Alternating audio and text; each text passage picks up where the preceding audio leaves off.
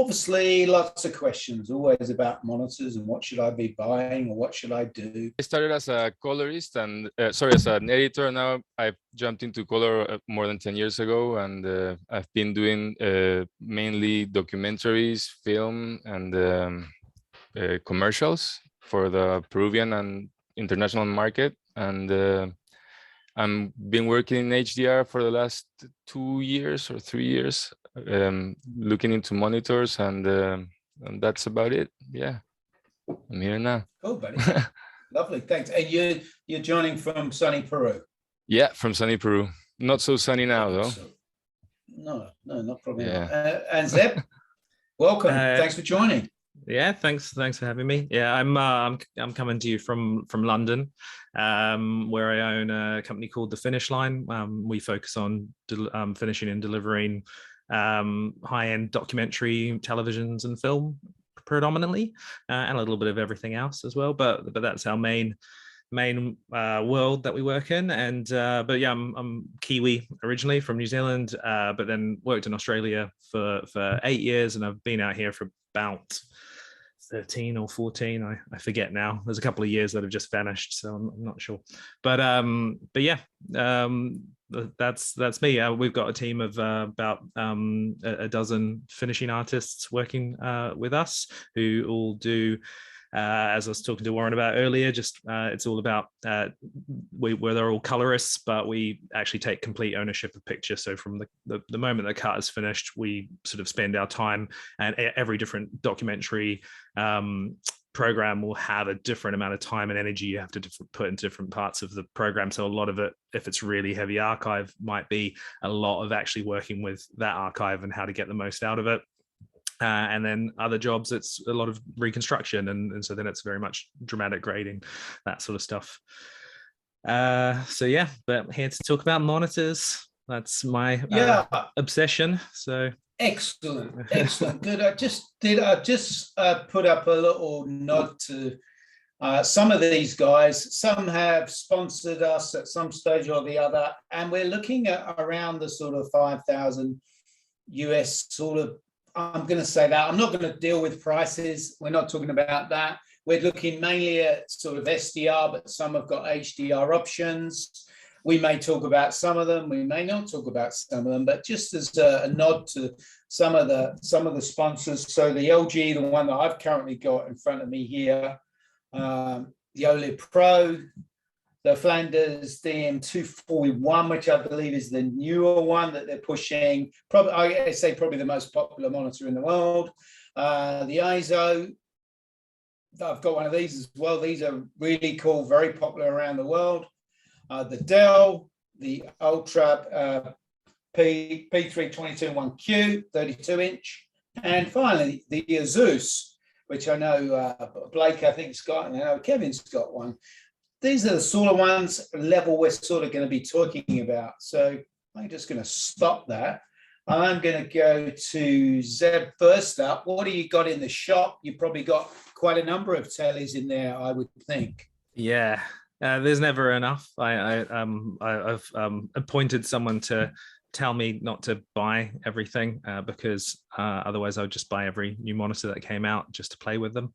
But yeah, we're big Flanders fans, so we've got probably about a dozen DM240s. We haven't got any of the 241s yet. We've got two XM310Ks. They're 3,000 net. They'll kind of do 3,500 net. HDR reference monitor. I'm waiting for the XM312s.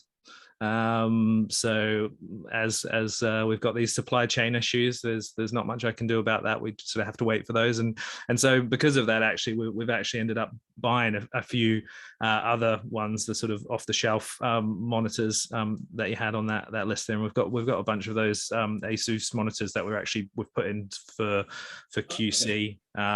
And luckily, we've got color space from Light Illusion for all our calibration, and with that we can actually dial in those Asus monitors pretty well, to at least be, for us to be workable. And where are you using those? Are you using those in your color bays, your QC bays, or whereabouts do they fit? All of the monitors or the Asus ones? Yeah, no, your Azuses. They're in QC at the moment. Yeah.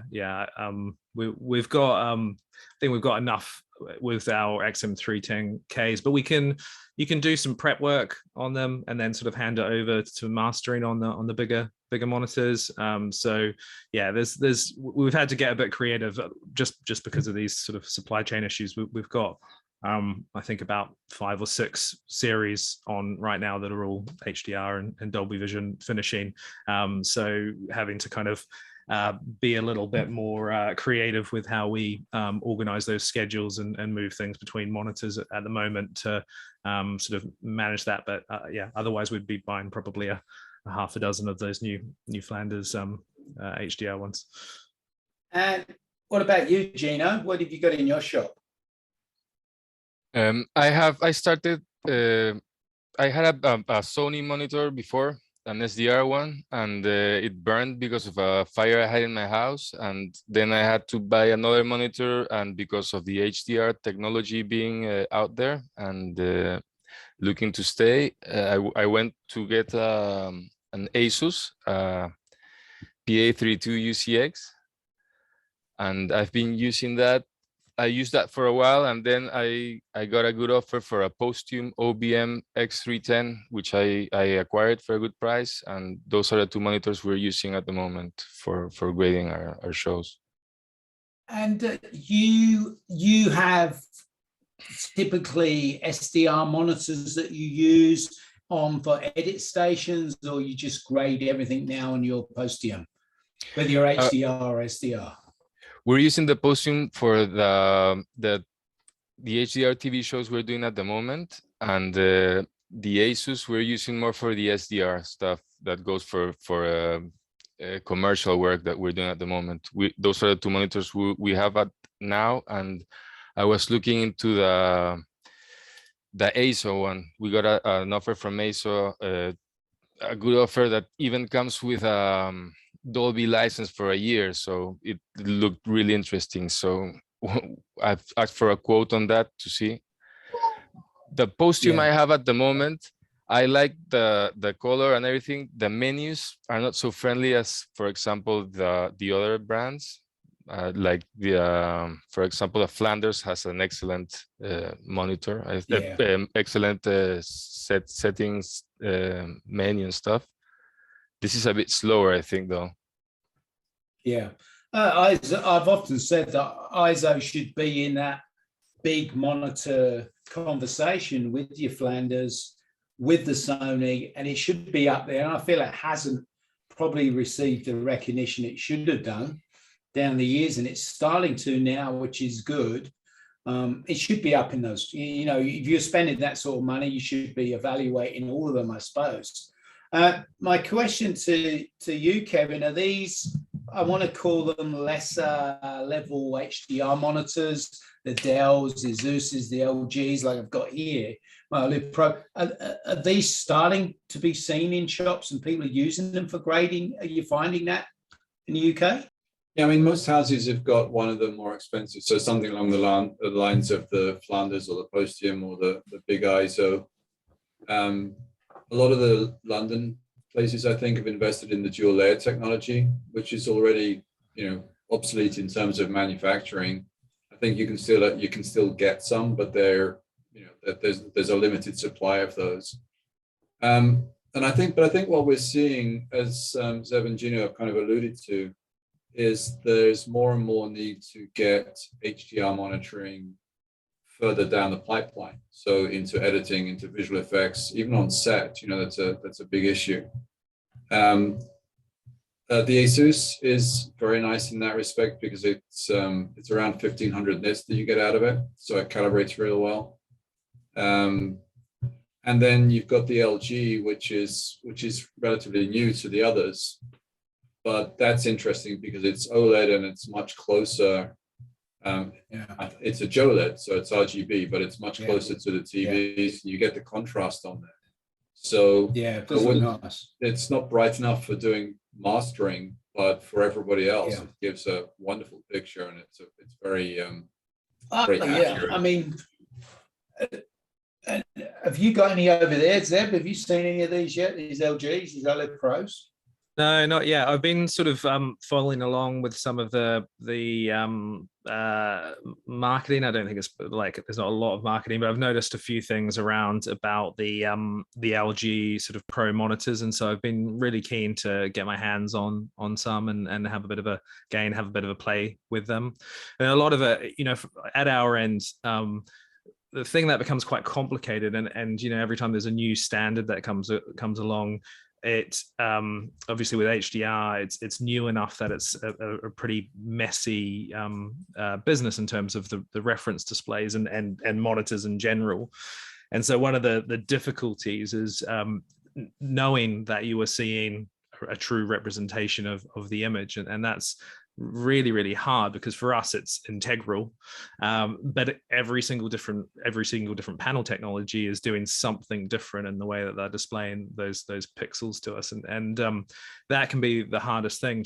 You know, you have to figure out, well, what am I looking for here? And you know, even in the higher end monitors, if you're looking at something where it's going to give you those true code values, and you're seeing exactly, if it says it's 1,000 nits on the scopes, it's 1,000 nits on the monitor, that sort of thing.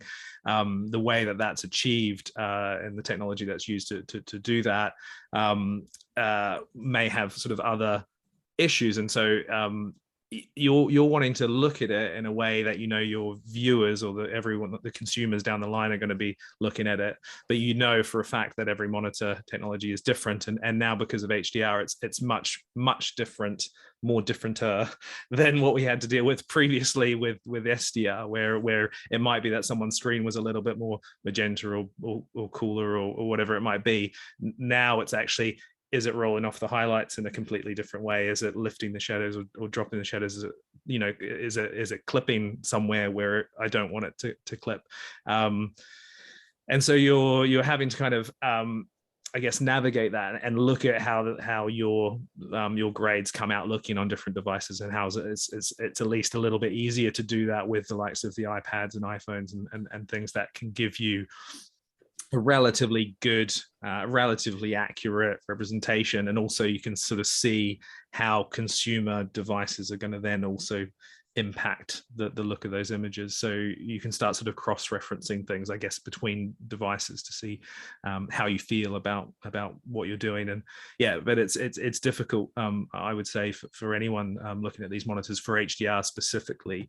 If you're buying them, they're good enough for HDR, so they'll probably achieve really good SDR results these days. I feel like the actual, you know, HD SDR or even UHD SDRs not that challenging to achieve in a lot of the consumer and especially prosumer monitors. But once you get into the HDR realm, it gets a bit more complicated to know. Yeah, so the big question, I suppose, is you're shooter, director, DIP, make the coffee and the sandwiches sort of person that we see now, and you go, right, I'm going to up my grading, and you're charging, you're billing. And I always say, you know, if you're billing for color and you don't have a monitor, then, you know, there's something wrong.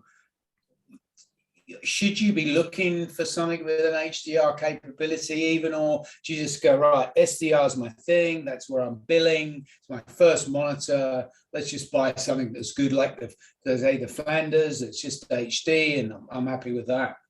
Or should we be looking down the road? I suppose it's a difficult one. What do you think? Gino, what do you think?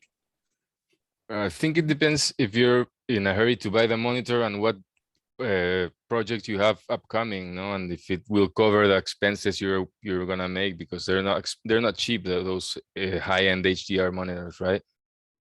No, I mean, there's more and more brands now that offer better prices, but those dual LED ones are really expensive.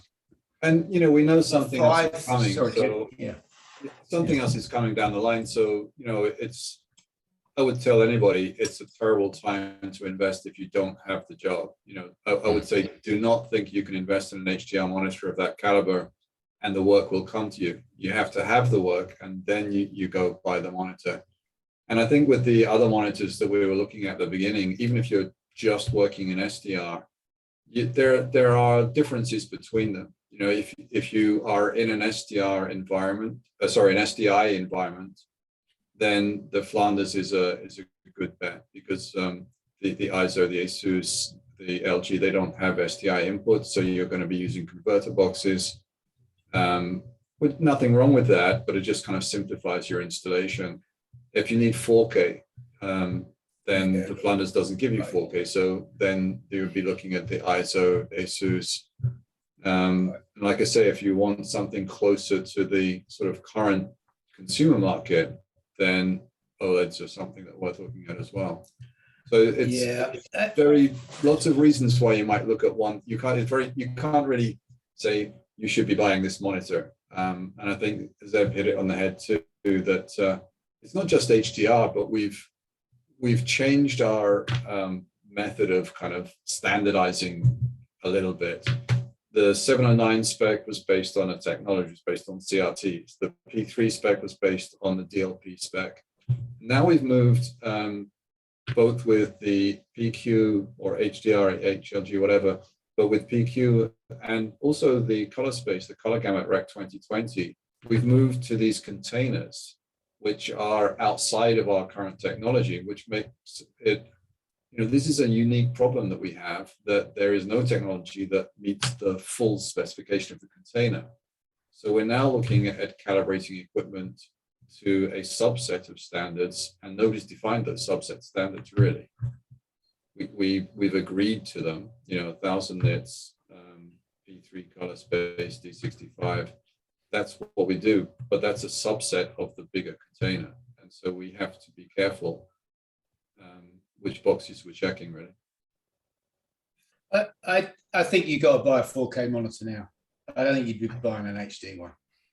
Fernandez played that card for a long time and it was valid, but I think today, I've kind of got a controversial view on this. There's a couple of things. One is obviously the OLED technology everyone's always quite fond of, and I've never been a big fan, and a part of that is because of my market. I'm making television content, and the vast majority of viewers are viewing on LCDs.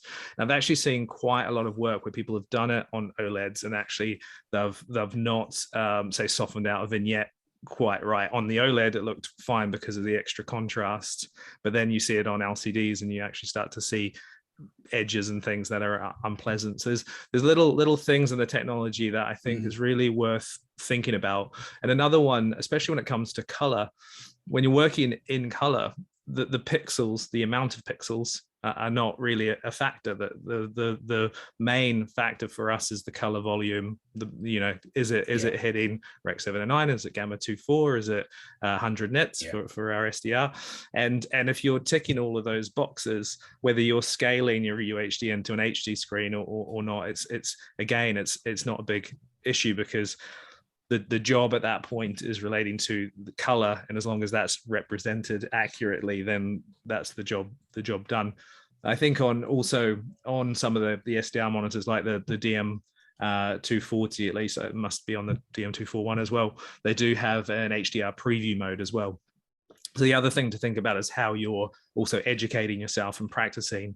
And so having a monitor that supports some technology, even if you don't have a direct customer base for producing work in that technology, you might want to have a monitor that has some level of support for it, so you can be practicing and learning. Otherwise it's quite a steep learning curve to go into HDR, and the theory on it doesn't get you there. You have to be on the screen and you have to really see how when you're manipulating that image, what happens. And even just dealing with like for us in the finishing land, it's white's not white anymore, and the whole conversation about where you want your text to sit above things, and how that's going to again translate to other screens, and also translate into your trim passes if you're doing Dolby Vision and things like that as well. So good points. Gino, do you see a dominant monitor manufacturer down there in South America, or is it pretty broad from your buddies that are coloring? Yeah, it's varied. It's mainly for the SDR. It's always a Flanders. No, it's the most popular one, as you said, and it's the most used here. I think there's the OLEDs, and then there's the other ones that don't have the same contrast. And yeah, it's basically those. Not many people have HDR monitors here, for example, because the market here is not using it at the moment, and so we're like one of the only shops that has it here. And then the other HDR monitor is one in a TV channel, but they don't even use it because there's no HDR contents being made here at the moment. So we're trying to push it for more like streaming services, no? The movies that are going to streaming services, we're trying to sell it to them like that. But there's not like a predominant brand for a monitor here, I think. I mean, except for the Flanders, no? Do you guys think the fact we're working more remotely and some clients don't even come in, the need for a, if you like, tasty monitor has diminished a bit? Because sometimes, the clients don't even see what you've got. Are people going, well, I don't need that wow factor anymore? Has that changed, or am I being... I think we're the only people that really care so much about their monitors. I've not had any clients walk in and kind of go, "Ooh, it's that." Sometimes they'll look at your speakers and it's unrelated to the picture, so it seems irrelevant. But yeah, no, the monitors, they want to see big panels. They quite like the big panels because that looks fancy, like you're controlling a spaceship. But yeah, no, not so much. And even that's kind of less of a thing now. It's I guess the remote thing just kind of gives us more freedom, and more often than not, you're probably going to find yourself calibrating a large, good quality consumer monitor to set up in a room somewhere for client reviews. Now I think is the way things are going. There you go. You look like a fancy man, Warren. Yeah, $30,000 keyboard. Mate. Yeah, I've been using it for $30,000 keyboard. Yeah, I wanted to for that one. We've got a very nice. I use the mouse. That's all I use. It just looks flat. They walk in and they go, "Oh wow, we're safe. This guy knows what he's doing." Have you got the new keycaps? Oh mate, I got the new keycaps. Yeah, I'm rocking the new keycaps. I know where 3 of them are. I think something else I'd like to go back to is, Zeb mentioned the menus, and I think if I was advising somebody on buying a monitor, I would definitely say check the menus out before, because that can make a huge difference. Yes. Day-to-day operations. Yeah, and what calibration options you've got built in? A lot of the monitoring.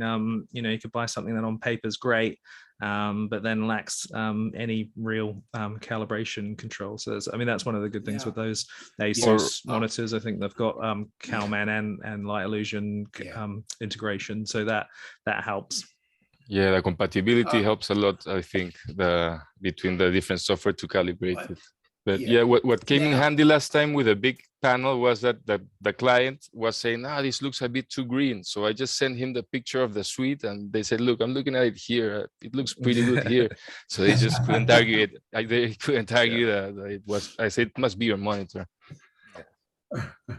So I'm gonna wind this up, but a big thanks to nod to LG. I'm just gonna talk a little bit about, because LG can't get a person here because there's not ideal time, obviously in Taiwan, being on a Sunday as well. But I want to say thanks, Zeb. I'll be over in London. I'll come and say hello when I'm over. Yeah, looking forward to it. But Gino, I'm going to get to Peru one day. I've been saying that for 10 years. Yeah, we're waiting for you, man. Nothing has changed. I bring my surfboard. Yeah. I got the beers, man. Yeah. Okay. So I'm just gonna run a little movie from LG. Thanks a lot, guys. Thanks. You can see here, the reason I've got this camera set offside is because it is to check the viewing angle. You can see how good the viewing angle is over there, can't you? Forget about all the compression through Zoom. It's really good. So I initially had to go, this actual movie was something that I actually graded on my ISO in another location. And what happened is that I the ISO couldn't come back with me. My LG was here, and I'm always reluctant to pull any monitor out of the box, because no matter how much a manufacturer says to you, oh, you know, it's calibrated screen out of the box now, never quite the case. You've always got to calibrate any of these monitors. So if anyone says, oh, you know, it does, this one was pretty close, and I must admit, because when I came back, I put my ISO next to it. It's calibrated every 6 months, and it was really good. So I thought it looked really good out of the box. So I like, Kevin talks about the look of it. We can see connections on the back there. So you don't have to worry about going up underneath the monitor, right? So that's one real plus point for it. No tilting it and swearing at the monitor. The look of it is really cool. I think it's a really sexy monitor to look at. The actual pictures, like we said, JOLEDs, RGB OLEDs, tremendous contrast ratio. 1,000,000 to 1 means that looks good. As I say, I'll be more interested when we do get calibration over it, but my initial thoughts are certainly pretty good. So lots of good information, more tech specs that you can get from LG off their website here, which is really useful. And we'll be doing a webinar. Kevin and I will be doing a webinar in August with LG, when we both had more time to obviously use the panel and look at it and share our experiences that way. And our Color Space cadets as well, where we're going to be talking about just setting up your room, how you set up your room and what you do and set it up, sitting away from your monitor, color of walls, all those sort of things. When you first buy a monitor, what should you be doing? So that's something that we're going to be doing coming soon. Thank you, LG. Yeah, thank you, LG.